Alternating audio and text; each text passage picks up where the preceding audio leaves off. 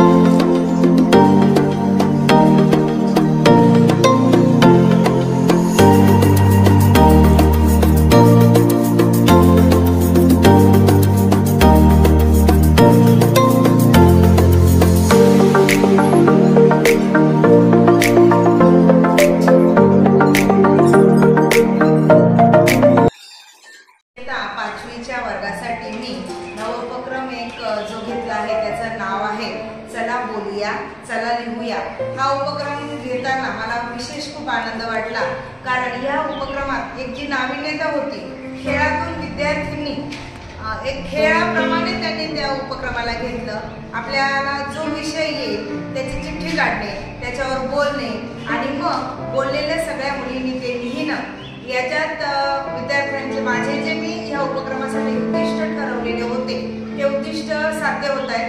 कारण मुली खेळातून शिकल्या, स्वतः बोलू लागल्या। ज्या अबोल मुली होत्या, लाजाळू मुली होत्या, त्याही आलेल्या विषयावर 4 वाक्य न होईना बोलायला लागल्या। आणि ज्या मुली लिहू शकत नव्हत्या, आपलं मत व्यक्त करू शकत नव्हत्या, त्या मुली सुद्धा या उपक्रमातून स्वतः लिहायला लागल्या।